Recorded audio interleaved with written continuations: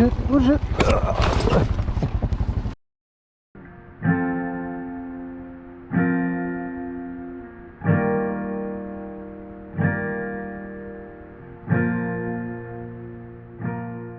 Well, I guess I should have picked a different one. If you notice, actually, Justin did go on the other side of the bank to cross this, but really, there was more than enough land here. What happened is I committed the cardinal sin of looking where I didn't want the bike to go, and when I looked back up, yeah, the bike was heading that way. And that's what happened. But I got lucky, and I kind of bridged that gap where the water is, and I didn't really get wet or anything. And this is the first time I actually laid the bike down. So that's also an exciting first. And it gave me a chance to finally see how easy it would be for me to get this bike back up on its wheels. One of the reasons why I bought the bike was because it's lighter and easier to manage, and none of my friends had dirt bikes or anything at the time, so I figured a lot of these adventures I'd be going on my own, and it'd be nice to be able to pick the bike up by myself. So in this particular time, the wheels were actually kind of higher than the bike on the bank, and it was a little tricky, I guess. And looking about the machine and everything seems to be fine. This bag shifted, but no big deal, and everything seemed to stay in its place that was in the bag, including my spoons. So yeah, not too bad. This is Mills again. So anybody that's been watching my videos before when I was rolling around last time, I had stopped because of some water hazards, and I just kind of ran out of time. So me and Justin are now going to shoot the whole thing, and we're actually past that point now. I didn't let him know that when we got to a certain area to stop so I could turn the GoPro, so you aren't just watching the same footage again.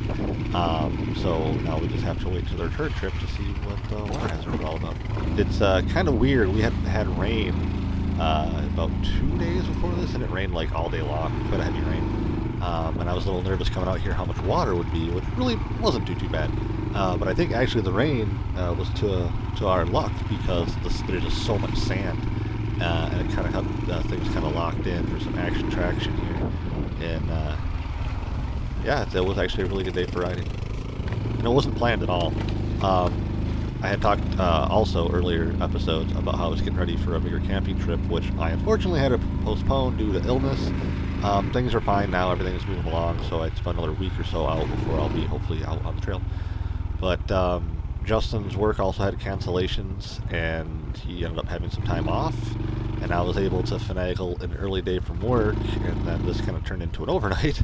It's so weird with GoPros. I don't know if it's the wide angle lens or just the nature of overall cinema, I guess, or videography or something like that. Anyways, you don't really notice like how hilly some areas are, or how steep things are. It's really weird. Like the area was pretty jacked up.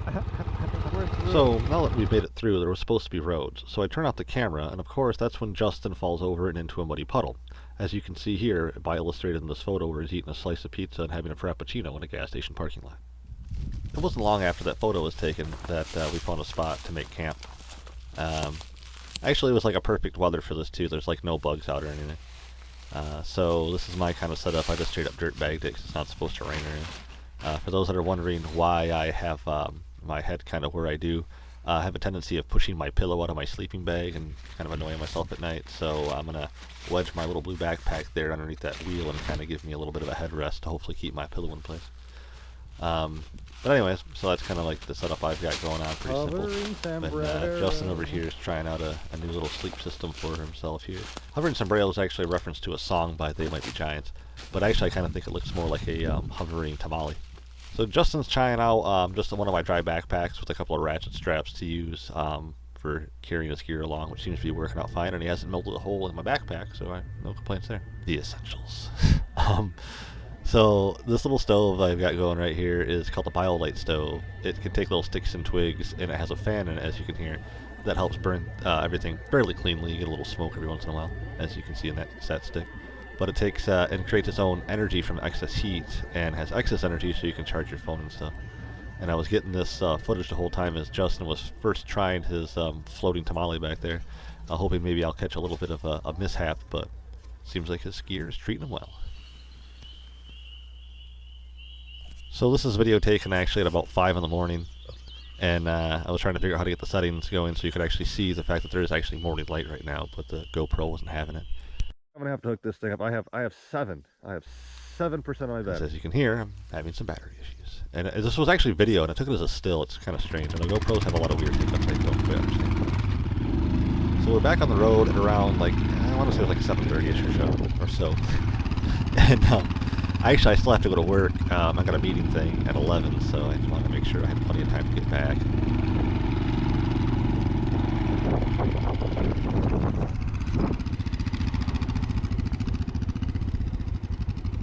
So, this is actually kind of the entry point back into Mills. I think we just passed the puddle a little while ago that Justin had fallen into, which is nothing to really see. It's just another muddy hole in the road.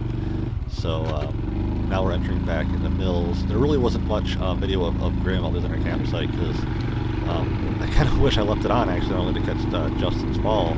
But the quote-unquote roads that got us into Grimm were just horrible. I mean, some of the sketchiest, weird sand and ruts, and it was not a very good road. It was dry, I guess we'll say that. But and then once we actually entered the Grimm, like what's the word I'm looking for here, kind of ORV trail area, we just found camp and called it a night because it was getting a little dusky.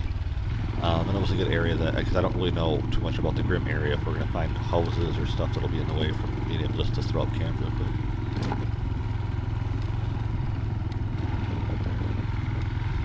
So it's kind of weird editing this footage because there's not, I mean, there's stuff to cut down and do obviously, because I have to admit, watching this is a little boring, even me having the experience of doing it. It's just trees zipping by, and a few of the spots are quite exciting, which is what I try to trim down to. So I think I had probably close to 2 hours or so of footage of both days, maybe a little less. But anyways, and it's trimmed down to what is, I forget how long this thing is, to whatever this is, about 12 minutes, something like that. I guess if I move my mouse, it might tell me no. So, anyways, and it will be better when we have 2 cameras, so you can get it from both persons' perspective. And next time we go out, I'll take the lead and give Justin the GoPro mount so he can go and get footage of me, and which will be kind of cool because I've actually never really seen myself riding, so that'll be kind of funny.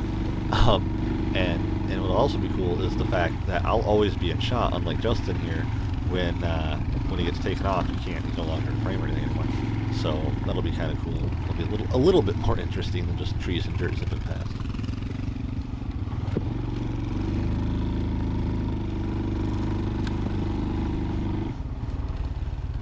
And though it does seem kind of monotonous, just sand, water, mud kind of thing. I mean, for those that may have never trailed it before, it's a blast. Like, obviously, we're not like ripping it up hardcore rally style or anything like that, which I wouldn't want to do even if I had a bigger bike where I could spin the tires if I wanted. Once again, where the GoPro doesn't work is right here. There's a giant root that just kind of juts you right up. I was a little afraid I might actually drag bottom, but I was okay. So this is getting close, if I'm not mistaken, to the area where I left off in the previous episode. So it's getting a little bit more wider. You can see like there's pooling water on like a dam to the left. And this would have been the very end spot when I walked it to show off the water hazards that I was trying to figure out the concept how to pass them. And one of the problems I have is I tend to be hydrophobic on the Super Cub here. I still have a lot of fear of water in my intake, and I think that sometimes I just have to sort of try to balance precariously on edges and all this stuff. Just get in the water. I mean, just pay attention to how deep it is and all that fun stuff, obviously, but don't be afraid to actually just get wet.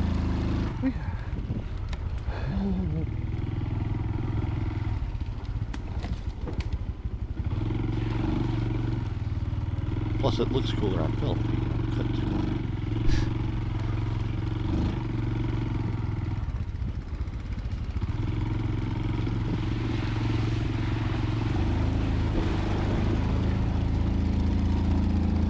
It can handle water. It actually does pretty good and everything. I mean, pretty good. And I've been debating about figuring out how to put a snorkel on the Super Cub here. I have had some basic ideas. It's not the hardest thing to do. I just worry a little bit of how the computer will react to it if it's going to change too much of the air intake. Yeah, all that water, all that stuff, and my tire Rear tire just had a hard time getting up over this bump here for me to get onto some higher ground.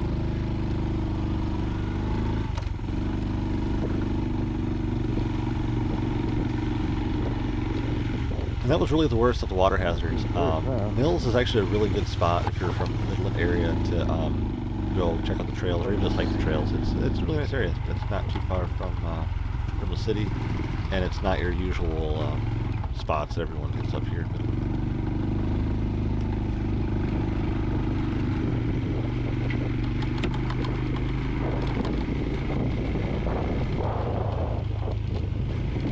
I wonder if I'm gonna have this cackling bird in the background narration.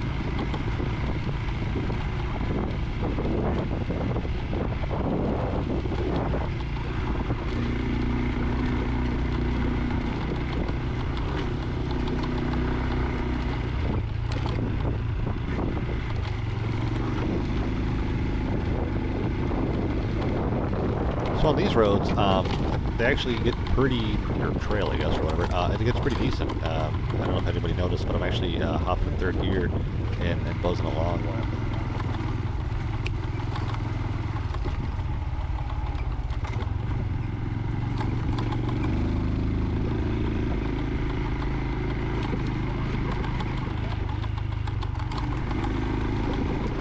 So this is the end of Mills. This is the retention ponds from the dike for all the flood area. And this stretch out is actually the worst. There's tons of potholes, and then like you kind of get some speed up, and all of a sudden there's like a big wall of potholes all over. And they're sharp too. I don't know if it's from people doing burnouts or whatever, but it's probably the more sketchy area. But that's pretty much it for the trip of Mills to Grimm and Grimm to Mills. So I have to say that's it. Later. If you enjoyed this video, please like and subscribe. Check out my channel, Diesel on Draft. It's getting to be a collection of mostly outdoor stuff and oddly roller derby. So check all those videos there, and I guess until next time, take care.